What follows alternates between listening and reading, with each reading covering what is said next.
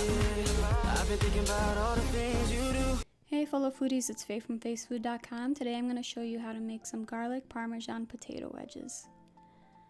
So we washed our potatoes really well, and then I cut them in half lengthwise, and as you see we get this half, and then we want to cut this half in half as well. Again, lengthwise, and you'll get these two huge wedges, which you could just use like that, but I actually like cutting these wedges in half too, so that we get these more manageable wedges. Okay, so I leave the skin on because that's going to help with a crispier exterior. Just again, make sure to wash the potato well. We're going to leave this in the cold water for about 20 to 30 minutes. I also add a pinch of salt as well. And after you let the potatoes soak, you want to drain the water off, dry the potatoes off really well, and then we can add in the oil. I'm using olive oil, and then we're going to add in our seasonings. I'm using some Italian seasoning, garlic and herb seasoning. You can of course just use garlic powder instead, some paprika for flavor and color, and I also had to use some dried parsley, but if you have fresh parsley on hand, I just did not. I would definitely recommend going that route. Of course you need some salt and also some pepper. Alright, and then we're going to give this all a mix. It's definitely easier to do this with your hands, but I'm just going to try to use a spoon here.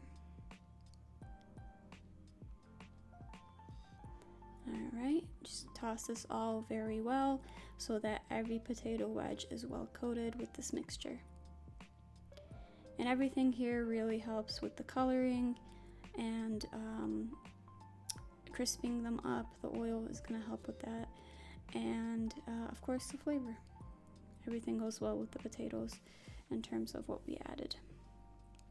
So mix this really well, like I said, and then we're going to preheat our oven at 425, and we're going to actually place these onto our rack. We have a wire rack placed on top of a baking sheet that's lined with aluminum foil because we want easy cleanup. We don't want to make our lives any more difficult. So you just pour out the potatoes, and then I try to move them around to get them into a single layer. Okay, so I'm going to turn the oven down to 400 once I place these in there. And actually we're going to bake these off for about 35 to 40 minutes, or until the potatoes are golden brown and fork tender on the inside. The skin will get a little more like wrinkly is the best way I can describe it. And then fresh out of the oven, I do add our cheese, which is our Parmesan cheese.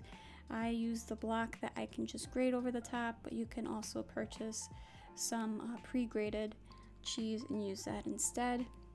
And then that's where I would add the fresh parsley as well. Whether you're using dry or fresh, I also add some more at the end, and I also do give one a taste and season at the end as well.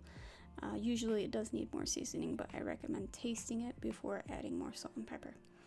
But that's pretty much it. I let it cool on the wire rack for about 5 to 10 minutes after garnishing, and then you can serve these up on their own. They're delicious, or with some dipping sauce, ketchup, whatever.